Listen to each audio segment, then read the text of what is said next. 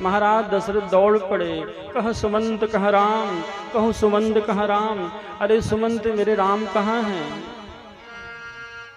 मेरा लक्ष्मण कहाँ है, सीता बहू कहाँ है। सुमंत ने महाराज का हाथ पकड़ा, धीरज रखो, आए लेकर के बैठाया। सुमंत तुम बोलते क्यों नहीं, मैंने कहा था कि राम को वापस लौटा के ले आना, तो तुम लौटा के लाए हो। सुमंत रोने लगे, महाराज मैंने बहुत प्रयास किया लेकिन राम को वापस नहीं लौटा सका। इतना सुनते ही तो महाराज दशरथ धरती पर गिर पड़े, छाती पीट पीट करके रोने लगे। सुमंत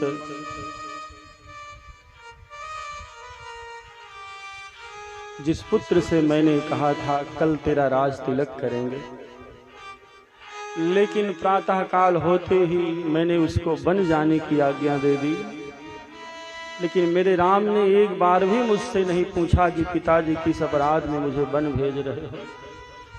तुरंत ही राम वन को प्रस्थान कर गया। ऐसे पुत्र के जाते ही मेरा प्राण क्यों नहीं चला गया। सोई सुत बिछुरत गए नहीं प्राणा, को पापी बड़ मोर समान। मुझसे बड़ा पापी कौन हो सकता है, और इस पापी दशरथ को जीवित रहने का अधिकार नहीं है।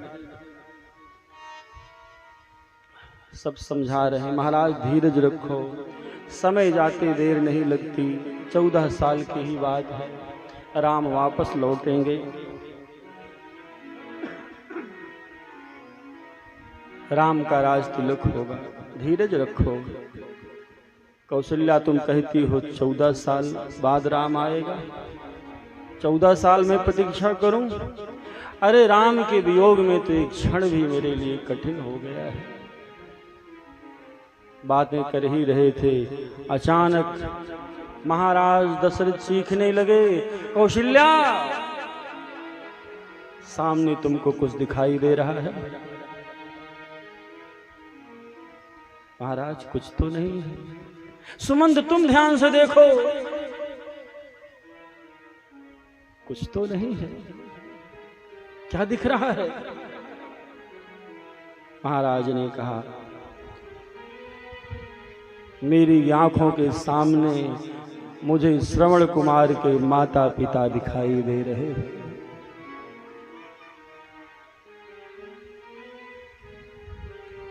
उनका श्राप मेरे कानों में गूंज रहा है। मैंने भी तो श्रवण कुमार पर शब्द भेदी बाण मारा था, जानबूझकर नहीं मारा था, भ्रमवश बाण चल गया था। लेकिन पाप कोई जानबूझकर करे या अनजाने में करे, पाप का फल तो भोगना ही पड़ता है। आग में चाहे जानबूझकर हाथ डालो या अनजाने में आग में हाथ चला जाए, आग तो हाथ को जला ही देती है, पाप का फल भोगना पड़ता है।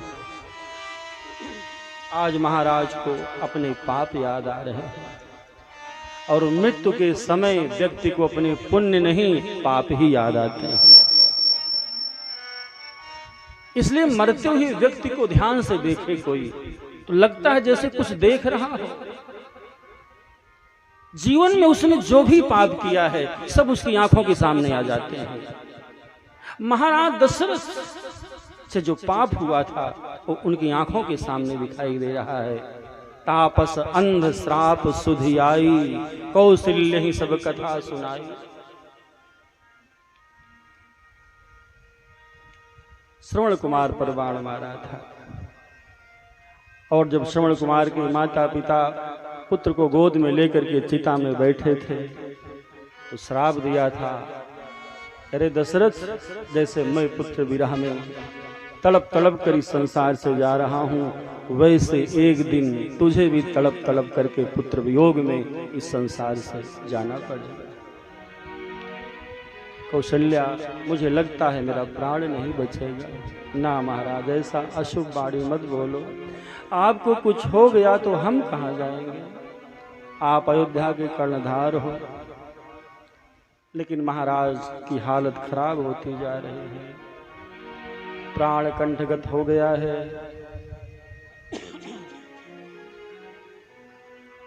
राम लक्ष्मण सीता जी को रो रो कर याद कर रहे हैं। हार भुनंदन प्राण प्रीते, तुम बिन जियते बहुत दिन बीते। हार भुनंदन प्राण प्रीते, तुम बिन जियते बहुत दिन बीते। हार भुनंदन प्राण प्रीते, तुम बिन जियते बहुत दिन बीते। हार भुनंदन प्राण प्रीते, तुम बिन जियते बहुत दिन बीते। हार जानकी लखन हार भुवर, आपी तुही ते चित चातक जल धरे। हार जानकी लखन हार भुवर, आपी तुही ते चित चातक जल धरे। हार भुनंदन प्राण प्रीते, तुम बिन जियते बहुत दिन बीते। तुम बिन जियते बहुत दिन बीते। तुम बिन जियते बहुत दिन बीते। हा राम हा जानकी हा लखन, हा रघुनंदन प्राण प्रीते। और अंत में महाराज के मुख से 6 बार राम का नाम निकला है। राम राम कही, राम कही, राम राम कही राम। तन पर हरि रघुबर विरह, राव गए सुरधाम। राव गए सुरधाम। राम राम कहते हुए महाराज के प्राण पखेरु उड़ गए, शरीर शांत हो गया। कौशल्या सुमित्रा चीख पड़ी, महाराज इस दुनिया से चले गए। हाथों की चूड़ियां टूटने लगी हैं, मस्तक के सिंदूर पोछे जाने लगे। अयोध्या का कर्णधार सबको छोड़ करके चला गया। आग की तरह यह समाचार पूरे नगर में फैल गया। आधी रात का समय था, जो सुनता है वही रोता बिलखता भागा चला रहा है। आज अपनी अयोध्या अनाथ हो गई। राम लक्ष्मण वन में हैं, भरत शत्रुघ्न ननिहाल में है। महाराज इस दुनिया से चले गए, अयोध्या आज अनाथ हो गई है। वशिष्ठ जी का आगमन होता है, सबको समझाया, सांत्वना दे रहे हैं, धीरज रखो। अब वशिष्ठ जी ने सोचा कि महाराज का अंतिम संस्कार कैसे होगा। कोई पुत्र यहाँ उपस्थित नहीं है। राम लक्ष्मण वन में है, भरत शत्रुघ्न ननिहाल में है। अब राम लक्ष्मण वन से तो वापस आएंगे नहीं, लेकिन लक्ष्मण को भी, भरत शत्रुघ्न को भी यदि बुलाया जाता है तो आने में कई दिन लग जाएंगे, क्योंकि वे ननिहाल में हैं। कई देश भारत का ननिहाल, वर्तमान में कश्मीर। तो वशिष्ठ जी ने एक नौका में सरसों का तेल भरवाया, कुछ औषधियां डलवा कर महाराज का पार्थिव शरीर उसी में रखवा दिया, ताकि कई दिनों तक सुरक्षित बना रहे। और 2 धावनों से, 2 दूतों से कहा, तुम लोग बड़े वेग से जाओ, अब भारत को खबर करो कि पिताजी की मृत्यु हो गई है, अति शीघ्र पहुँचें।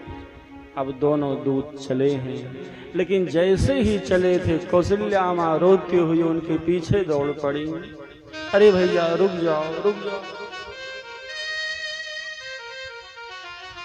खड़े हो गए, क्या बात है माँ? बोले तुम भरत के पास जा रहे हो ना, तो एक बात का ध्यान रखना कि भरत कितना भी पूछे, लेकिन यहाँ की घटनाओं की चर्चा मत करना, मत बताना कि राम लक्ष्मण सीता वन चले गए हैं, मत बताना कि महाराज की मृत्यु हो गई है। इतने में गुरुजी आए।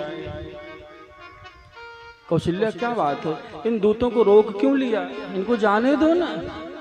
बोले गुरुजी, मैं दूतों से कह रही हूँ कि भरत कितना भी पूछे, लेकिन यहाँ की घटनाओं की चर्चा उससे मत करें।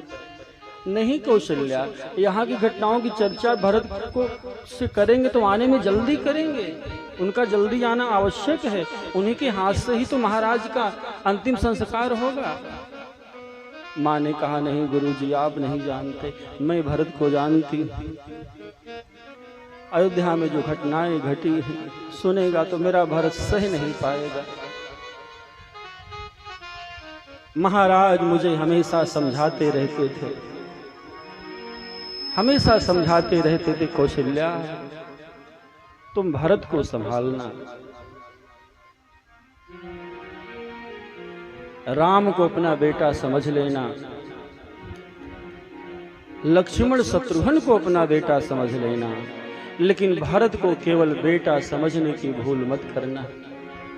भरत केवल बेटा नहीं, महाराज हमेशा मुझसे कहते थे, जानहूं सदा भरत कुल दीपा, बार बार मोहि कहेहु महीपा।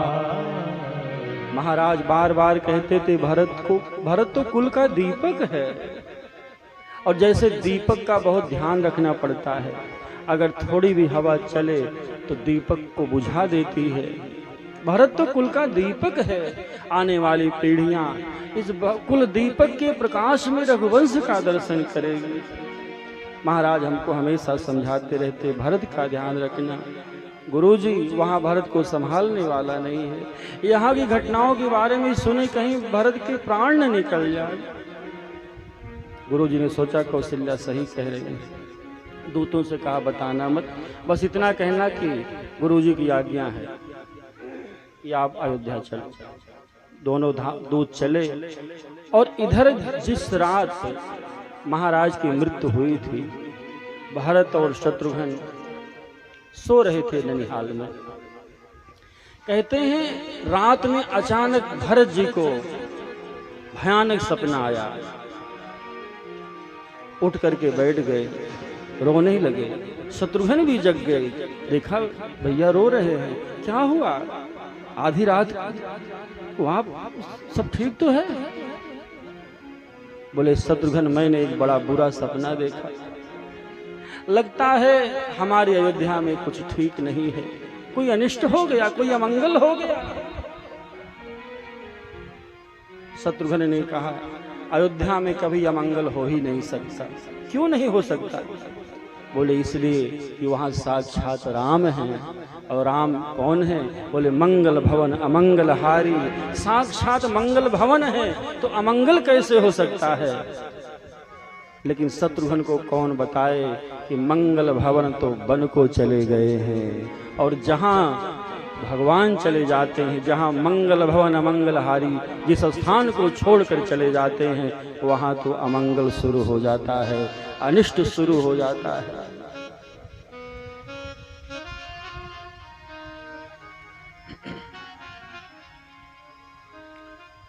देख ही रात भयानक सपना, जाग करहि कटुकोटि कल्पना।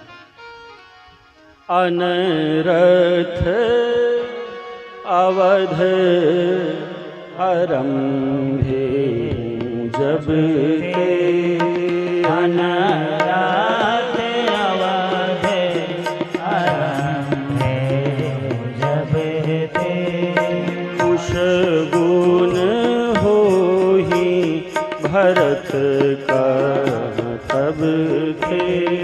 कुश गुण होहि भरत का तब थे। देखहि रात भयानक सपना, देखहि रात भयानक सपना, जागी करहि कटुकोटि कल्पना। जागी करहि कटुकोटि कल्पना, जागी करहि कटुकोटि कल्पना। जागी करहि बहुकोटि कल्पना। तो भरत जी रो रहे हैं, सुबह हुई है, और फिर दोनों दूत पहुंचते हैं, भरत को सूचना दी कि गुरुजी की आज्ञा है, आप अति शीघ्र अयोध्या चलें। और उसके बाद फिर तुरंत ही भरत शत्रुघ्न वायुवेगी घोड़ों पर बैठे चल पड़े। रास्ते में भी बहुत अपशकुन हो रहे हैं। चलते चलते पहुँचे आए सरयू के किनारे, देखा सरयू का जल एकदम शांत है। पहले तो सरयू माँ कल कल करती हुई बहती थी, आज शांत क्यों है? सरयू माँ को प्रणाम किया। अब भारत देखो, सरयू माँ शांत इसलिए हैं क्योंकि जब से राम अयोध्या को छोड़ करके गए दुखी रहती हैं। मानो कह रही हों, जिस अयोध्या में राम नहीं अब बहकर क्या करूँगी, सूख जाऊं इसी में हमारी भलाई है। आगे बढ़े, राजमार्ग धूल दूषित है, मार्ग के दोनों तरफ जो पेड़ पौधे लगाए गए थे सब मुरझाए हुए हैं, राम के विरह अग्नि में सब झुलस गए हैं। पहले जहाँ तहाँ मोरों का नृत्य दिखाई देता था, लेकिन आज नहीं दिखाई दे रहा है। घोंसलों में पक्षी अब बैठे आंसू बहा रहे हैं। भरत जी नगर में प्रवेश करते हैं, पर नगर प्रवेश पहले जैसा नहीं दिख रहा है। पहले भरत जी कहीं बाहर से आते तो पूर्वासी फूल माला लेके स्वागत में खड़े रहते, और आज कोई नहीं दिखाई दे रहा है। नगर में प्रवेश किया, बाजार बंद थे, गलियां सब सूनी हैं।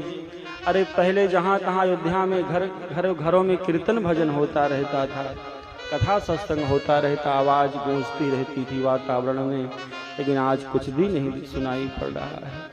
क्या हो गया, किससे पूछूं मैं? इतने में एक पूर्वासी सामने से चला आ रहा था। भरत जी ने सोचा कि इससे सारा समाचार मिल जाएगा। आवाज़ लगाया, अरे भैया मेरे पास आओ, मेरे पास आओ, बताओ ना अयोध्या में क्या हो गया। वो सिर नीचे करके आ रहा था, लेकिन जब भरत ने बुलाया तो सिर उठाया, देखा भरत बुला रहे हैं, रोने लगा। भरत जी ने कहा मेरे पास आओ, लेकिन भारत के पास नहीं आता, वापस लौट रहा है, वापस लौट रहा है। भरत जी दौड़े उसकी ओर, लेकिन जैसे दौड़े तो वापस वह दौड़ता हुआ चला गया, भरत के पास नहीं आता। भरत जी सोचते हैं अयोध्या के पूर्ववासी हमेशा मेरे इशारे पर अपने प्राण न्यौछावर करने को हमेशा तैयार रहते थे, और आज मेरे बुलाने पर नहीं आ रहा है। वह क्यों नहीं आया? इसलिए नहीं आया, उसने सोचा कि यही वह भरत है जिसके कारण मेरे प्रभु को वनवास हो गया है। ये भरत कैकेयी का बेटा है, क्या विष की बेल में अमृत के फल लग सकते हैं? माँ बेटे की मिली भगत होगी तो जिसके कारण मेरे प्रभु को वनवास हो गया, ऐसे कि मैं निकट जाऊं, ऐसे से बात करूं, ऐसे की तो शक्ल देखना भी पाप है। इसलिए वो भारत के पास नहीं आता। भारत ने सोचा कहाँ जाऊं, किससे पूछूं। फिर मन में आया कि अपनी माँ के पास चलते हैं। इसलिए नहीं कि उनकी अपनी माँ है, बल्कि इसलिए क्योंकि भरत जी जानते हैं कि यह समय प्रभु राम का मेरे माँ के महल में होने का है। देखो, राम जी सबसे ज्यादा समय कैकेयी माँ के महल में ही बिताते थे। तो भरत जी ने सोचा कि इस समय तो प्रभु मेरी माँ के महल में होते हैं, तो वहाँ पे होंगे, जब प्रभु होंगे तो फिर लक्ष्मण भी होंगे, सीता माँ होंगी, सुमित्रा माँ होंगी, कौशल्या माँ होंगी, क्योंकि राम से सबको प्रेम था। जहाँ राम होते थे उन्हीं के आसपास सब रहते थे। तो अपनी माँ के महल में चलूं, कैकेयी माँ के महल में चलूं तो सब मिल जाएंगे और समाचार मिल जाएगा। भरत जी चले। किसी सेवक ने कैकेयी को बताया कि भरत आ चुके हैं। सुनते ही तो कैकेयी प्रसन्न हो गई, मेरा बेटा आ गया। दौड़ी, जल्दी से आरती की थाल सजाया, अपने बेटे की आरती उतारूंगी, और आज जब उसको अयोध्या का राज्य प्रदान करूंगी तो मेरा बेटा भरत मुझ पर कितना प्रसन्न होगा। कोई माँ अपने बेटे को 10-5 लाख का लाभ दे तो बेटा माँ पर कितना प्रसन्न होता है। कैकेयी ने सोचा मैं ऐसा राज्य दूंगी अयोध्या का जिसके लिए स्वर्ग के राजा इंद्र भी तरसते रहते हैं, तो मेरा बेटा बड़ा प्रसन्न होगा। तो माँ सुखद कल्पना में डूबी है, आरती की थाल लेकर के द्वार पे खड़ी हैं। भरत आ रहा है।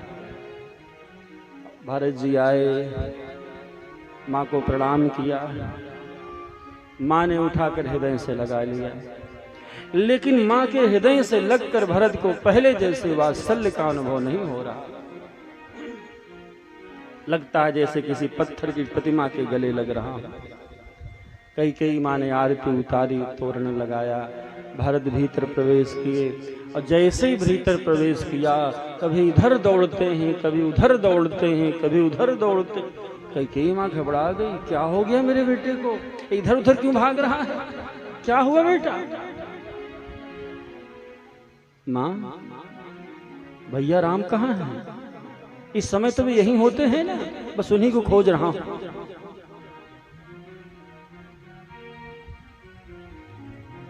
लक्ष्मण कहाँ है? पिताजी कहाँ है? सुमित्रा माँ कहाँ है? कौशल्या माँ कहाँ है? ऐसे पूछते पूछते भरत की दोनों आंखें बरसने लगी। कहाँ चले गए सब? इस समय यहीं पे तो होते हैं। कैकेयी ने कहा सब बता रही हूं, धीरज रखो, पहले बताओ कि मेरे मायके का क्या समाचार है। भरत ने कहा सब ठीक है, आप यहाँ का समाचार बताओ। माँ ने हाथ पकड़ा, बोले चलो आओ बैठो, पानी वानी पी लो, फिर बताती हूँ। बोले नहीं माँ, पहले यहाँ का समाचार बताओ। ले गई माँ, बैठ। अरे तो बैठ तो जाओ। भरत जी बैठ गए। बताओ माँ। बोले बेटा, अयोध्या में बहुत बड़ा षड्यंत्र रचा जा रहा था। षड्यंत्र? कैसा षड्यंत्र माँ? बोले चिंता मत करो, उस षड्यंत्र को मैंने विफल कर दिया। मंथरा ने बहुत मदद की।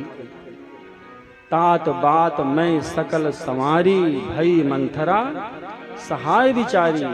मंथरा की सहायता से मैंने सब काम बना लिए हैं, चिंता की बात नहीं। लेकिन कछुक काज विधि बीच बिगाड़े, विधाता ने बीच में कुछ बिगाड़ दिया। देखो कैकेयी की सोच, कह रहे हैं कि सारे काम मंथरा की सहायता से मैंने बना लिया है। किसने? मैंने। लेकिन विधाता ने कुछ बुरा कर दिया। कछुक काज विधि बीच बिगाड़, जो भी अच्छा हुआ कहती है मैंने और मंथरा ने किया, उसका श्रेय स्वयं ले रही है। और जो भी गलत हुआ कहती है अरे विधाता ने कर दिया। अच्छा, कुछ कैकेयी की बात नहीं, हम लोग भी ऐसे ही हैं। किसी काम में हम सफल हो जाएं तो कहते हैं अरे ये तो मेरी मेहनत का फल है, ये तो मेरी बुद्धि है कि देखो मैं इस काम में सफल हो गया। ऊपर से भले कहें कि भगवान की कृपा से हुआ, लेकिन वो कृपा का बोध नहीं करते। कहते नहीं, हमने दिन रात एक न किया होता, इतनी मेहनत न की होती, इतनी बुद्धि न लगाई होती तो कैसे इस काम को सिद्ध कर पाता। आज सफल हो जाते हैं तो उसका श्रेय स्वयं लेते हैं। ऊपर से भले कहें भगवान की कृपा से हुआ, लेकिन भीतर से नहीं मानते। अच्छा, किसी काम में यदि कुछ गड़बड़ हो गई, कुछ बुरा हो गया, अरे क्या कर दिया ऊपर वाले ने, तो क्या ऊपर वाला बुरा ही करता है? लेकिन ये जीव का स्वभाव है, जो भी बुरा होता है उसका दोष कभी अपने को नहीं देता। कैकेयी ने कहा कि सब काम मैंने बना लिया मंथरा की सहायता से, लेकिन बीच में कुछ बुरा हो गया। किसने किया? विधाता ने। कछुक काज विधि बीच बिगाड़े, ज्यादा नहीं कुछ। कैकेयी ने कहा ज्यादा नहीं बिगड़ा है, कुछ ही बिगड़ा है। अब बताओ, महाराज की मृत्यु हो गई है, कैकेयी विधवा हो गई है, अब इससे ज्यादा और क्या बिगड़ेगा? लेकिन कहती है ज्यादा नहीं बिगड़ा, कुछ ही बिगड़ा है। कैकेयी सोचती है महाराज चले गए, विधवा हो गई तो क्या हुआ, अयोध्या की सत्ता तो हमें मिल गई। जब मन में लोभ आ जाता है तो सत्ता संपत्ति यही जीवन का सर्वस्व हो जाता है। सोचती है कि अपने बेटे को सिंहासन पर बैठाने में सफल हो जाऊंगी, मैं राजमाता बन जाऊंगी, अयोध्या की सत्ता हाथ में आ जाएगी। विधवा हो गई तो क्या हुआ? कछुक काज विधि बीच बिगाड़े, कुछ विधाता ने बुरा कर दिया। बोले क्या हुआ माँ? बोले तुम्हारे पिताजी की मृत्यु हो गई। इतना कहना था कि भरत जी धरती पर गिर पड़े। तात तात हाँ तात पुकारी, गिरे हूँ भूमि तल व्याकुल भारी। चलत न देखन पाया हूँ तो तात न राम सौंपे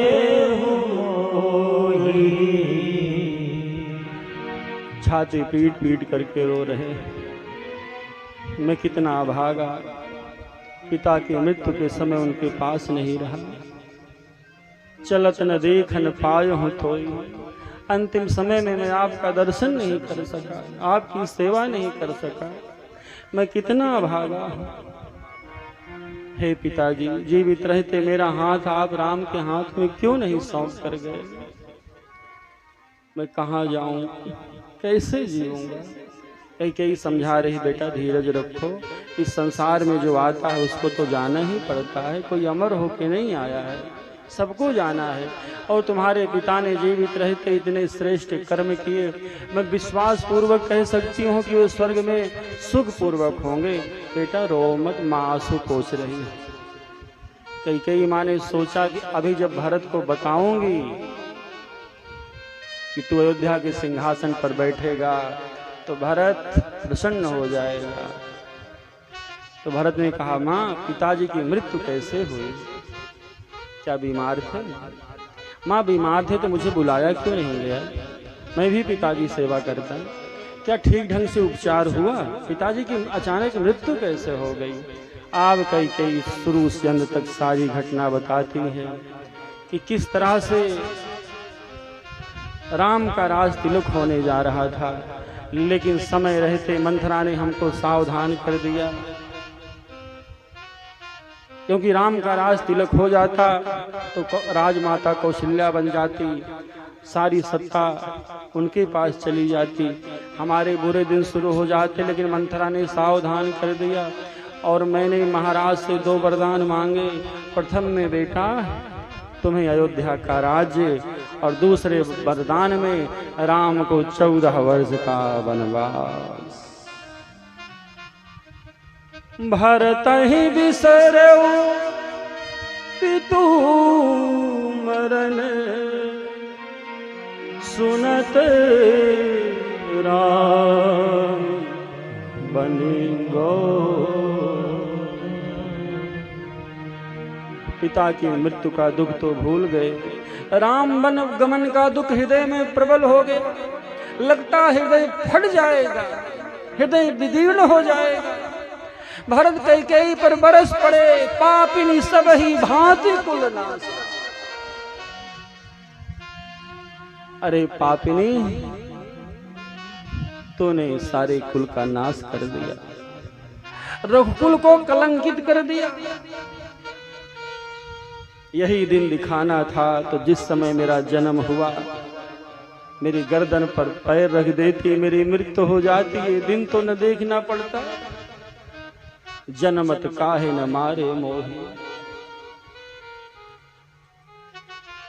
जिस समय तेरे मन में वरदान का विचार आया, तेरा हृदय खंड खंड क्यों नहीं हो गया? बर मांगत मन भई नहीं फिरा। अब मैं समझ गया पिताजी की मृत्यु कैसे हुई। तुमने राम को वनवास मांगा, राम वन में गए, उन्हीं के वियोग में तड़प तड़प करके पिताजी की मृत्यु हुई है। अरे पापिनी, तूने मेरे पिता की हत्या की है, तू पद की हत्यारन है, तेरी शक्ल भी देखना पाप है। राम को बल देने वाली माँ, पिता की हत्या करने वाली माँ, कान खोल के सुन ले, और आज के बाद तेरा और मेरा संबंध पूरा हुआ। इस घटना के बाद भरत जी कैकेयी को कभी मां नहीं बोले हैं। जाके प्रियन राम बैदे, जाके प्रियन राम बैदे, तजिए ताहि कोटि बैरी सन,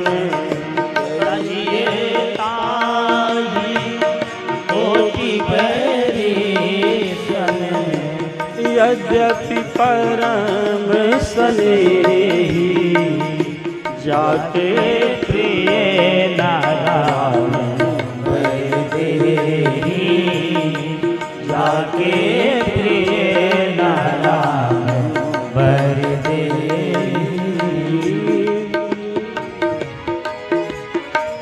तजे पिता प्रहलाद विभीषण, बंधु भरत महाताई। तजे पिता प्रहलाद विभीषण, बंधु भरत महाताई। बलि गुरु तजेव कंत ब्रज बनित ही, बलि गुरु तजेव कंत ब्रज बनित ही। भय मोद मंगलकारी,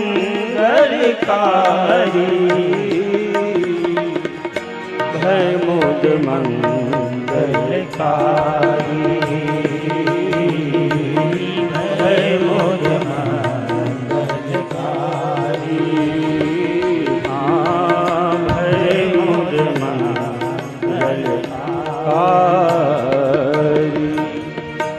जाके प्रिय न राम बैदेही, तजिए ताहि कोटि बैरी सम। यद्यपि परम स्नेही, और भरत ने मां का त्याग कर दिया। उसके बाद जाते हैं कौशल्या माँ के पास में। फिर वशिष्ठ जी का आगमन होता है। फिर महाराज के अंतिम संस्कार की तैयारी होती है।